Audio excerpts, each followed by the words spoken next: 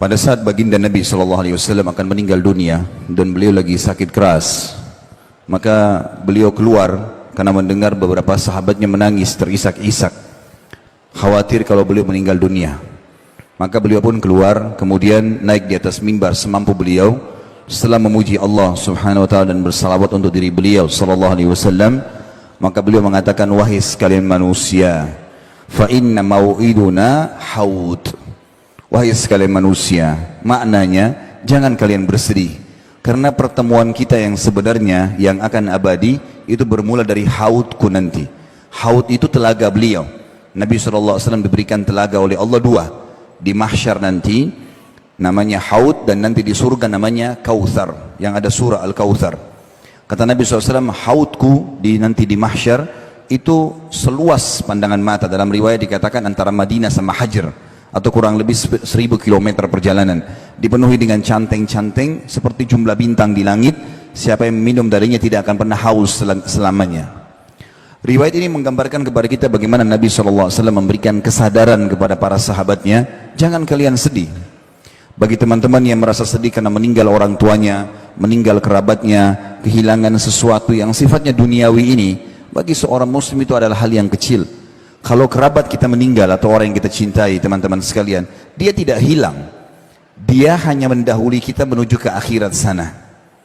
Seorang muslim sangat yakin rukun iman dia yang kelima adalah iman kepada hari kiamat. Urutannya adalah meninggal, proses dicabutnya ruh, kemudian dimasukkan ke alam barzah di kuburan, kemudian pembangkitan di hari kiamat mahsyar, ditimbangnya amal baik amal buruk, lalu kemudian surga dan neraka. Dan kita sudah dapat rinciannya. Kita sekarang di duka bumi ini setiap saat ada buku sudah terjemahan bahasa Indonesia cukup banyak berhubungan dengan masalah surga. Apa saja berhubungan dengan surga itu, dari tanahnya, dayang-dayangnya, istanahnya, makanannya, minumannya, semua terinci. Kita sudah punya bocorannya. Dan neraka dengan siksa yang paling rendah sampai yang paling berat pun itu juga sudah diceritakan semuanya, sudah ada gambarannya. Maka seorang muslim sangat paham ada akhirat. Berarti orang-orang yang sedang kita cintai meninggal dunia itu, mereka sebenarnya tidak hilang, tapi mereka hanya mendahului kita saja. Saya pernah menghadapi ada ponakan saya di kota Makassar sini, umur 19 tahun, meninggal dunia, subhanallah. Sore hari, dia aman-aman saja, lagi ngantar kakak saya kebetulan, kakak kandung saya sendiri, ibunya, itu diantar pergi ke tempat kursus adiknya, kemudian rupanya dia pulang, dia sholat maghrib di rumah, lalu kemudian temannya telepon, minta dijemput di bandara Makassar. Dia keluar habis sholat maghrib, begitu keluar dari pintu tol Makassar menuju ke bandara, ditabrak oleh mobil besar, truk, meninggal dunia di tempat. Tidak ada satupun kerabat yang tahu ini berita. Meninggalnya maghrib sekitar jam 6 sore, nanti jam 12 malam baru kami tahu. Saya pun lagi di Jakarta waktu itu, kemudian saya ditelepon oleh salah satu kakak saya juga. Kalau ponakan kita sudah meninggal, saya ambil pesawat pertama dari Jakarta, habis sholat subuh, ke Makassar.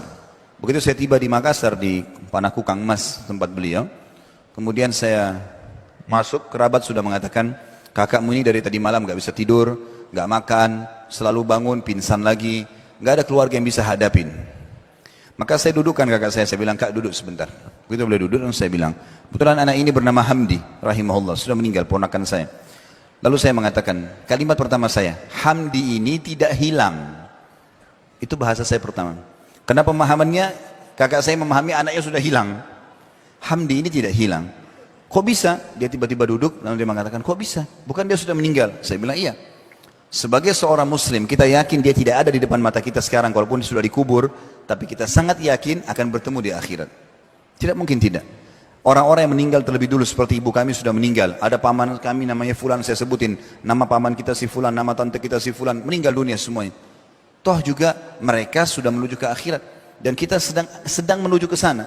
Saya sama kakak pun ini sama-sama, asal tiketnya sama, iman dan amal soleh nggak ada masalah, maka akan ketemu di sana. Dan itu kita yakin sekali.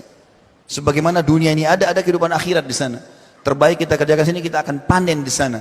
Faman ya'mal mithqala dzarratin khairan yarah. Siapa yang buat seperti biji sawi dari kebaikan, yarahu, dia pasti akan diperlihatkan atau melihatnya. Wa may ya'mal mithqala dzarratin syarran yarah. Kalau diberhentikan bacanya yarah, tapi kalau dibaca langsung yarahu. Siapa yang berbuat seperti biji sawi dari keburukan, pasti dia akan temukan dan dilihat atau diperlihatkan kepadanya. Alhamdulillah setelah itu beliau jadi faham masalah ini. Juga teman-teman, itu bagi orang yang kehilangan kerabat. Kalau ada kehilangan benda, materi, seseorang kalau yakin adanya kehidupan akhirat, jadi ringan buat dia.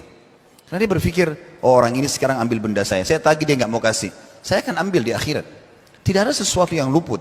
Seorang muslim akan sangat tenang, karena dia yakin ada hadis Nabi SAW, maka apakah kalian tahu siapa orang yang bangkrut? Kata para sahabat, ya Rasulullah, orang yang tidak ada dirham dan dinarnya, bisnis bangkrut. Kata Nabi SAW, bukan, itu kecil. Yang bangkrut sebenarnya adalah yang datang pada hari kiamat, membawa lengkap pahala solat, pahala puasa, pahala zakat. Tapi ya, dia datang dari satu sisi pernah mencaci maki orang ini, pernah memukul orang itu, pernah mengambil haknya orang yang ini. Lalu mereka datang menuntut pada hari kiamat. Dan pada saat itu diberikanlah pahala-pahala dia kepada orang-orang yang menuntut ini. Kalau habis pahalanya, sudah dibayar-bayarin utang dia, gitu kan, kesalahan-kesalahan dia selama dunia tidak sempat dia minta maaf, maka akan diganti, akan diberikan dosa-dosa orang-orang yang menuntut dibebankan kepada dia. Maka dilemparlah dia ke neraka sejauh timur dan barat. Seseorang muslim sangat yakin teman-teman sekalian, kalau ada hak kita yang sedang diambil oleh orang lain, kita sudah minta di muka bumi ini, tidak juga bisa kita dapatkan, dengan cara dia memanipulasi data-data tersebut, tetap kita akan panen dalam bentuk pahala pada hari kiamat. Hasan Basri rahimahullah pernah dicaci maki dan digibah oleh seseorang. Lalu kemudian dia baru mendapatkan satu tangkai kurma yang sangat segar. Kemudian dia antar ke rumah orang tersebut yang menggunjing dia. Dia antar ke rumahnya. Lalu kemudian dia mengatakan, ini balasan terhadap kau telah memberikan kepadaku pahalamu, maka aku ganti dengan kurma ini. Seorang mukmin tahu betul tentang ada kehidupan akhirat dan membuat dia tentram. Benda apapun luput tidak ada masalah. Terlebih lagi kalau kita fahami lebih jauh lagi, kalau ada sesuatu yang kita harapkan dan belum kita dapatkan, berarti belum rezeki kita. Hasan Basri berkata rahimahullah tentang masalah, kenapa anda bisa zuhud di dunia? Bagaimana bisa anda ini selalu akhirat targetnya?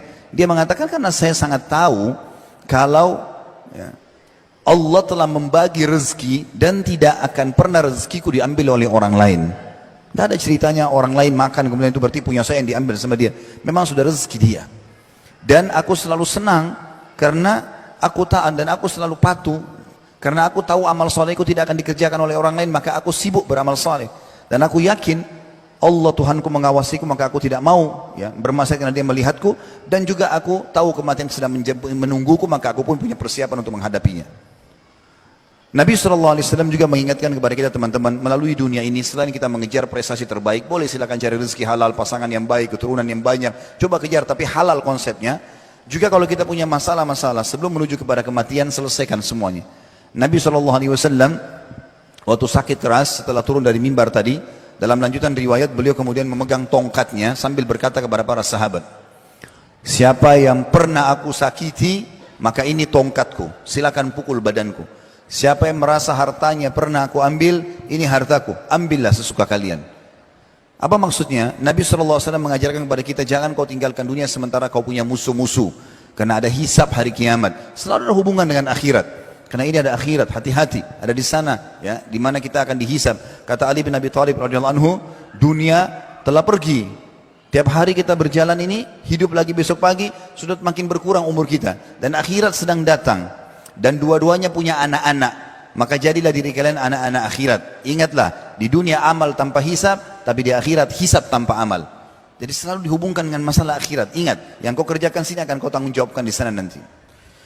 Juga bagi teman-teman yang pernah putus asa dalam beramal, merasa dirinya, oh saya pernah buat dosa, maka saya merasa tidak mungkin Allah maafkan saya. Ini keliru. Rahmat Allah luas. Dalam sebuah hadis sahih riwayat Bukhari dikatakan, nanti akan didatangkan orang pada hari kiamat, dihisab oleh Allah subhanahu wa ta'ala.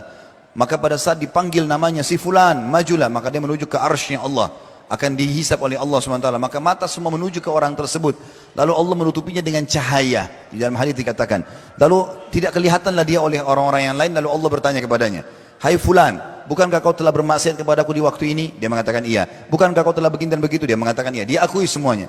Lalu dikatakan, apa yang kau harapkan dariku? Kata Allah kepada hambanya, lalu hambanya mengatakan, aku berharap pada saat aku berdosa engkau memaafkan dan engkau menutupi aibku itu.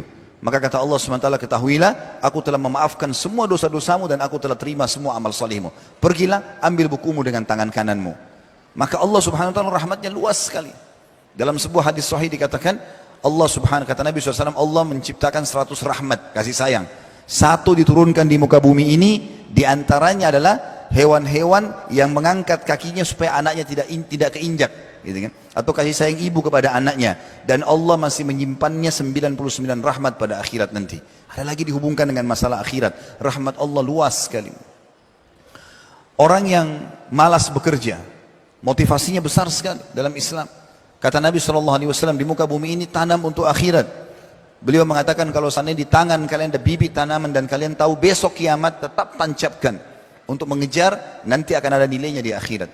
Abdullah bin Umar radhiyallahu anhu pada saat rambutnya sudah putih semua, alisnya putih, jenggotnya putih semuanya, sudah sangat tua, hampir 100 tahun umurnya.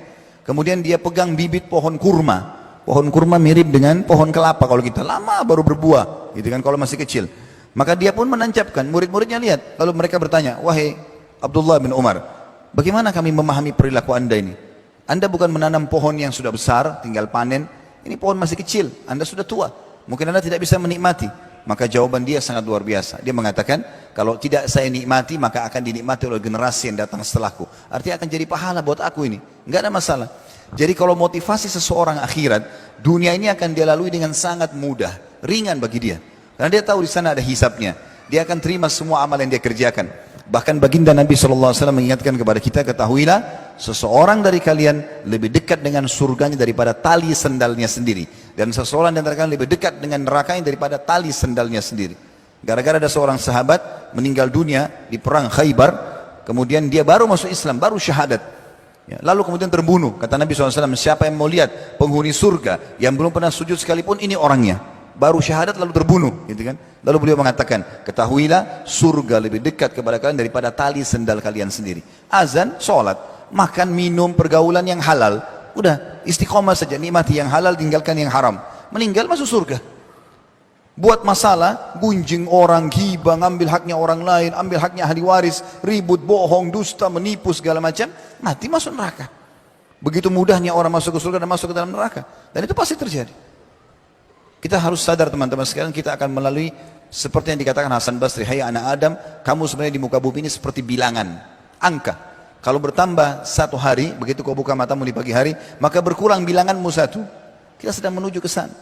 Maka harus kita hisab diri kita sendiri masing-masing. Ya, kita sedang menuju ke akhirat sana. Kita dengarkan bagaimana Nabi SAW mewasiatkan kepada kita tentang masalah perumpamaan bumi ini atau dunia ini. Kebanyakan orang sibuk mengejar tanpa mengenal mana halal, mana haram. Padahal sebenarnya teman-teman, kalau kita melihat dunia ini kecil sekali. Ya. Kalau kita lagi naik pesawat, mobil-mobil yang mewah pun yang biasanya kita bangga-bangga di sebelahnya, kalau sudah di atas pesawat kelihatannya seperti gentong-gentong kecil, gitu kan. Mungkin orang punya berlian sebesar bola basket pun, kalau orang mungkin kecil seperti cincin saya sudah sangat mahal. Kalau seperti bola basket sangat besar, tapi kalau orang naik di atas pesawat melihatnya maka tidak kelihatan lagi. Tanah yang diperebutkan kepada ahli atau dengan ahli waris sampai tumpahkan darah, itu juga kalau kita di atas pesawat kita lihat sangat kecil, nggak ada nilainya. Bahkan subhanallah pada saat kita meninggal tidak ada yang ikut semua itu. Apa yang selama ini diperebutkan, diambil haknya orang lain tidak akan ikut. Kata Nabi SAW, kalau anak Adam meninggal dunia akan ikut kepadanya tiga di kuburannya. Amalnya, ya, kemudian hartanya dan keluarganya akan pulang dua. Keluarganya akan pulang, walaupun cinta seorang suami pada istri, istri pada suami, orang tua pada anak, tidak akan nginap sehari di kuburan itu. Akan pulang, meninggalkan kita nanti. Hartanya walaupun mewah mobilnya akan parkir di pagar kuburan, habis itu dibawa pulang jadi warisan. Yang tinggal bersama kita amal. Lihat bagaimana Islam datang memotivasi, ada akhirat, kejar di sana. Dunia tetap cari yang terbaik, tapi yang halal, nikmati sebatas memang yang dibolehkan oleh Allah. Setelah itu kita menuju kepada akhirat. Jadi bukan masalah target di sini, karena kalau sudah target, yang jadikan target maka kita lupa ada akhirat, maka kita akan sikut sana, sikut sini, haknya orang lain diambil tanpa peduli mana halal, mana haram. Gitu. Ada orang dari pagi bangun tidur sampai tidur lagi, itu kerjanya cuma cari musuh, cari haknya orang lain, tidak pernah berpikir untuk diri dia sendiri, karena tidak ada fikiran masalah adanya akhirat ini. Dalam sebuah hadis yang perlu kita renungi adalah hadis riwayat Imam Ahmad, kata Nabi SAW, inna mat'ama ibni Adam ju'ila mathalan di dunia. Ketahuilah, makanannya anak Adam itu dijadikan perumpamaan terhadap dunia ini. Wa in kazzahahu wa mallahahu. Walaupun makanan itu sudah dibumbuhi, sudah ditaruh garam, sudah terasa enak, fandur ila ma yasir. Lihat nanti jadi apa itu. Tetap akan jadi kotoran. Gitu. Maka Nabi SAW memberikan perumpamaan, itulah dunia, seperti itu. Walaupun kita hiasi, kita bagusin segala macam, toh akan ditinggalkan. Toh akan hancur hari kiamat.